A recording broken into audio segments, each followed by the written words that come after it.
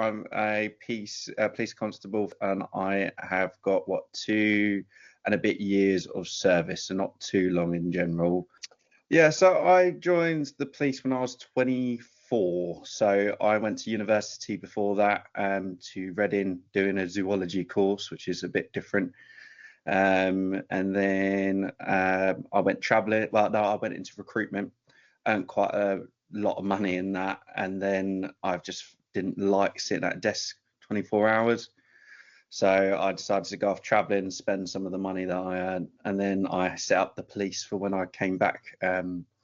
Policing has always been sort of, yeah, of an interest to mine. My granddad was in the police. I've always wanted to understand more about policing and what the day-to-day struggle is within it, and just helping out people, especially with my background. My mum was a sort of like victim of domestic abuse, and I wanted to get involved in helping vulnerable people like that. So yeah, there was quite a multitude of things there. To be honest, everyone knows that, of course, that you're not in policing to get rich as such, and I completely get that, and I do it because I enjoy it. However, one thing that is really sort of I'm struggling with is 2 years in, and it's my pay's increased by maybe, what is it, £2,000 or something like that. Like, the pay increases are tiny until 6 or 7 years in, which it blows my mind how long it takes to actually earn a salary that I would consider is a decent salary to live on, basically.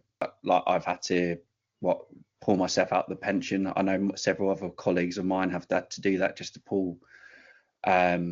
to pay for things, essentially. And I went in policing with like a decent amount of savings, and I've had to eat at that savings in order to sort of like offset the differences of this early sort of salary part. There's a few people that I've had to deal with the team that are very aggressive. My colleagues have been hurt from them, and yeah, it does make you question it. But I am a bit of an adrenaline junkie, and I do like the adrenaline side of things and being able to de-escalate things. But yeah, there are some points, especially with, I'd say, not safety wise, but in terms of the trauma wise, dealing with deaths, young deaths, it affects you. You've got really big mental health issue down where I am. And yeah, it's going to jobs that you think that there would be a whole new full service that you think should be dealing with mental health. Like, it's not fighting crime, we're dealing with vulnerable people most of the time, and that's what is a bit different and what I didn't expect. And what I've always been good in terms of my mental health, understand where I need a bit of a break or a bit of just a step back or just a change, and I'd happily vocalize that. I don't really would say I struggle with my mental health in any way. The only aspect that policing probably had was in terms of, well, it would have affected my mental health a bit in terms of my fitness. Starting the job, understanding everything, I did not go to the gym. I didn't do anything for quite some time. I've only just been able to get back into it now. Like, it's so hard to build a rhythm around the shift pattern of 2 earlys, 2 lates, 2 nights. It writes you off for quite some time. I've only started to get on top of that, but yeah, in terms of being able to look after myself away from work, did affect me for quite some time. Then coming off of nights, it's quite a lot of hours we do. Being a solo, basically I deal with sort of like high sexual risk, sexual offences, victims. I've had to stay on like sometimes 6-7 hours past my end shift because of the fact they haven't got a night turn solo. So I'll be going late into nights. I finish after night shifts finishing a bit. So it's like there's just no rhythm. I can't plan stuff a lot of the time. And I quite like to plan. And then like sometimes I'd sleep and just couldn't get out of bed because I'd be quite physically exhausted, not be able to get the motivation to go to gym. Just eat properly, in terms of like meal prepping and bits like that, which I used to always do, which I have started to do again now, to be fair. But it just affects, it's a knock-on effect of everything, to be honest. It just wipes you out. I've got one of the most supportive partner's she's brilliant. She understands that it is one of those jobs that it does, but I get to see her a fair amount. One part that I'd say it affects most is seeing my wider family, seeing my friends. Yeah, it struggle to get time, and if I do have a bit of time, I'm either exhausted or I'm just wanting to relax and just decompress from the set previous, if it's been a bit of a chaotic one. Yeah, I'd say I've ended up not speaking to some of my friends that I was very close with for, like, I've sort of like lost a bit of a relationship wise in that sense, but in terms of my partner and close family, they sort of all understand and see how I am after shifts and such. So yeah, they're quite good and supportive in that sense. At a later point, once the salary starts to go up for especially early persons in their career, such as myself, it would make it a bit more sustainable and appropriate. But however, the fact that it takes 7 years when I am doing, and so my colleagues been doing, like, my whole response team is quite young, to be honest, apart from a few, and even they say that they don't understand how it takes 7 years to earn up to the sort of like the top salary within a PC role. And it's it's just not the best. I didn't expect it to be on such a low salary for so long before it actually starts to be a sustainable salary to live on in a job that we face so much risk to our own personal health and safety. I've been spat at, kicked at before, in terms of dealing with trauma, like unexpected deaths.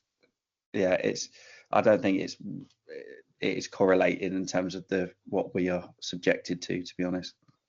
Friends of mine in that who are in other careers, that they're earning a lot more money than I am, so that it has affected them. But in terms of myself, like, me and my partner, we're looking to sort out our own life, in terms of like housing or in terms of starting a family, and it's not something that we can consider at the moment. Everything's gone up in terms of costs, which is why I've had to dip out of my pension now, because I couldn't afford everything that I needed with paying my pension still, because I needed to earn a little bit, have that little bit of extra income each month to basically get by. And that's what's seen by, in about 3 or 4 of my colleagues on my team have all had to dip out of the pension as well, just to be able to afford their day-to-day living at the moment. So the potential part-time work or helping out mates with their sort of like hands-on businesses, but yeah, I don't know whether I'd have the energy to be able to do that as well as doing the response shift pattern, to be honest with you. So yeah, and something that suits within that response shift pattern, it's quite hard to do. So I think it's always crossed my mind, but yeah, in terms of what, I don't know. In terms of what society sees, I think it's just the negative media response. Everything about policing, it's just always negative, nothing positive, which is it's just not great, to be honest. In terms of what younger societal demographics think as well, it's not really any respect of what it used to be. Even what, I'm 26 now. When I was younger, I would never dream to say certain things that have been shouted at me, verbalized to me, and it happens daily now with a lot of the younger societal demographics now.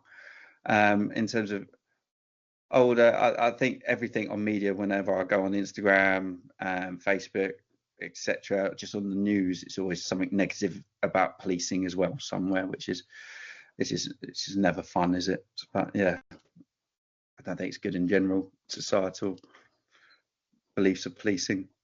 Yeah, in terms of numbers being pushed down, like, we've slowly got it up. Like, it is never anything positive, and some people, including myself, sometimes have questioned our role within the job, and also just in terms of just feeling a bit rubbish, to be honest. But it's I'm not too sure how else to explain that, to be honest. That question, it's just something that we all carry on with. Not really much is done within the job that recognises good work. Maybe the odd Twitter post or Facebook post that Sussex Police do.